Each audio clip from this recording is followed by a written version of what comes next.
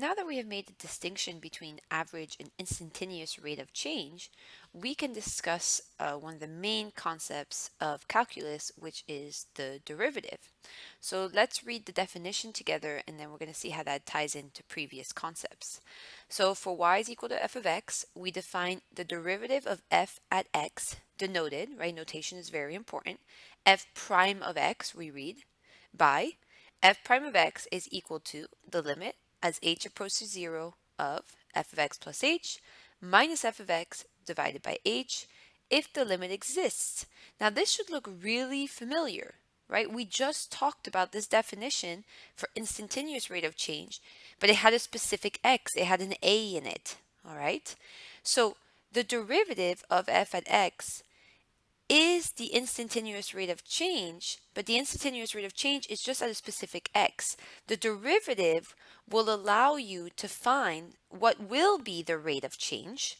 And remember, if I say rate of change, it means instantaneous rate of change. It's assumed.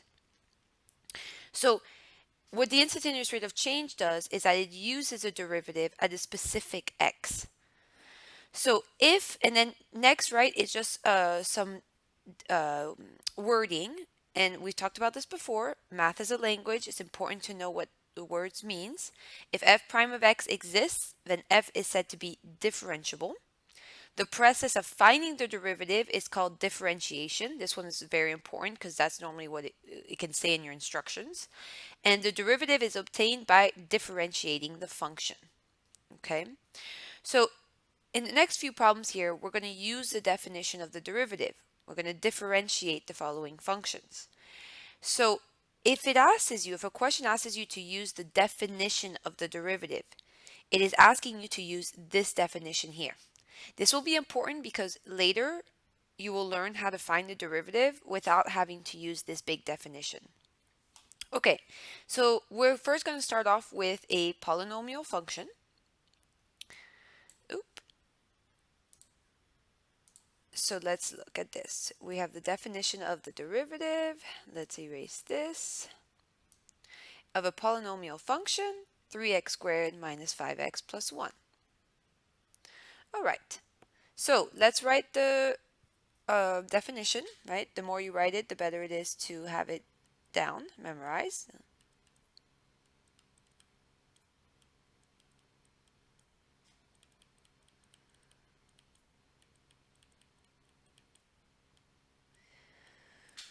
Okay, so the first thing we're going to do is on the side, when you don't have to do it on the side, but it's nice, you get it out of the way, you can simplify it, is to find f of x plus h.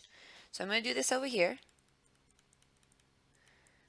So I'm going to get 3 times x plus h squared minus 5 times x plus h plus 1. In the first part, I need to FOIL, very similar to what we did for the instantaneous rate of change problem. I'll distribute the 5. Then I'm going to distribute the 3.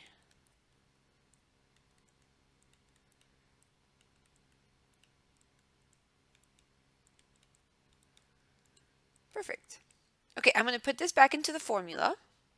Don't forget your limit, right? You haven't touched your limit yet, so until you take the limit, you have to keep writing the limit. So I have 3x squared plus 6xh plus 3h squared minus 5x minus 5h plus 1. And now I need to minus f of x. And this is where you really have to use parentheses. Probably one of the most common mistakes I see. So you're subtracting the whole 3x squared minus 5x plus 1 over h. Now you need to distribute the negative. So what happens here is that will give you a negative 3x squared, a positive 5x, and a negative 1. And as you can see, some magical things happens here. Things start cancel. So the 3x squared and the negative 3x squared cancel. The negative 5x and the positive 5x cancel. And the positive 1 and the negative 1 cancel. So what am I left with? I'm going to be left with the limit, again, I haven't taken it yet, as h goes to 0, of 6xh plus 3h squared minus 5h over h But everything in the numerator has an h, so I can factor out an h. So I'm going to have h 6x plus 3h minus 5 over h. The h's cancel, which is perfect, right? Because if you tried to take the limit at the beginning, you would have gotten that the limit was undefined. So you have the limit as h approaches 0 of 6x plus 3h minus 5. And now we can take the limit, right? This is just a polynomial. And when we learn limits, we learn that if it's a polynomial, you can just put in the limit. And it gives you 6x minus 5. So the derivative of the function is 6x minus 5. Now, why does the rate of change depend on an x? This makes sense because this is a polynomial function. It is not a line. A line, the rate of change, which we call slope, and which we will call slope still now, is always the same in a line. But this derivative, right, depends on an x because on a curve, you're not changing the same at every x. So depending on which x you're at, your slope will be different. So what are you finding here? What is the key? What you want to put together is derivative is rate of change, instantaneous, remember, which is the same as the slope of the function. Okay, let's do another one. I'll keep repeating this to try to move up. Okay, so again, let's write the definition again. The limit as h approaches 0. I'm sorry, I should write g prime of x. Now we have a g function of g of x plus h minus g of x over h. Okay, so I'm going to find g of x plus h. It's going to give me 5 over x plus h minus 1. Okay, there's no real way to simplify this, so I'm going to leave it like this. So now I'm going to put it in. So I have the limit as h approaches 0 of 5 over x plus h minus 1 minus 5 over x minus 1 over h.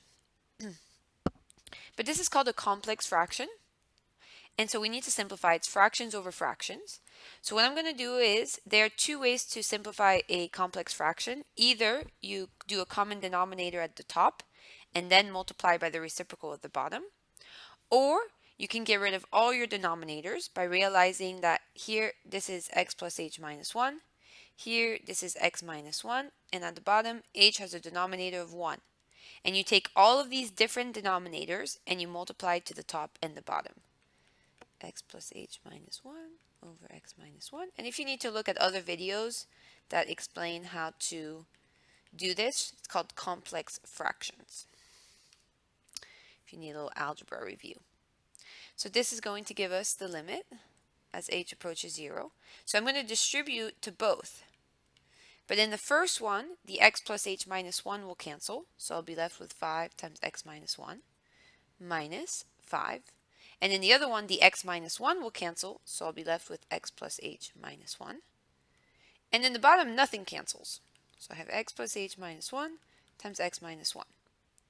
So at the top, I'm going to distribute. I'm going to have 5x minus 5. And here I'm going to have minus 5x minus 5h plus 5. And again, what's happening? Things cancel. So the 5x cancels, and the negative 5 plus 5 cancels.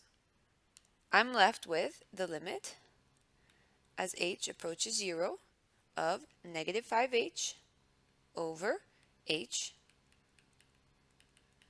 times x plus h minus 1 times x minus 1. And again, the h cancel, which is exactly what we needed, because now we can plug in the limit and it won't give us a 0 in the denominator.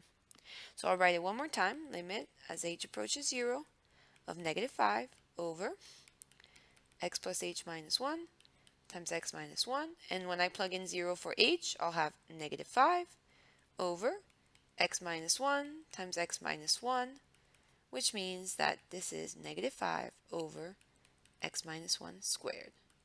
This is our derivative, which means that it will give us the slope at every x in the function where x is defined, which for this rational function, it's all x's except for 1. Okay, Let's do another very similar type of question that you will see throughout all of calculus, which is to find the equation of the tangent line. Now remember that when we were learning about average and instantaneous rate of change, average is the slope between 2 points, which that line is called the secant line. The instantaneous rate of change is the slope of the tangent line that lies directly on that x. So if we want to find the equation of a tangent line, first of all, we need to find the slope at that specific x for the function. How do we find the slope? We use the derivative. Derivative, slope, rate of change. So first we're going to find the derivative f prime of x. Step 1. F prime of x is going to equal to the limit as h approaches 0 of f of x plus h. You see, I keep rewriting it. It helps remember what it is. So on the side, I'll do f of x plus h is going to equal to 2 minus 3 times x plus h squared. This one we can simplify. I'll FOIL. X squared plus 2xh plus h squared. I'll distribute the 3.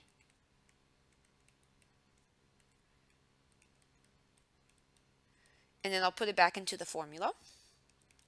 So I will have the limit as h approaches 0 of my f of x plus h, 2 minus 3x squared minus 6xh minus 3h squared minus parentheses over h. So this will become a negative 2 plus a positive 3x squared. Again, the 2's cancel. The 3x squared cancels. I'm left with the limit as h approaches 0 of negative 6xh minus 3h squared over h. But again, they both have an h, so I could factor it out. Can cancel immediately if you like. One from each will give me the limit as h approaches 0 of negative 6x minus 3h. And when I plug in h equals 0, because this is a polynomial, I get negative 6x. Okay, what you need to remember from algebra is how do you write the equation of a line? So that would be a little bit of review. Let me do it on the side.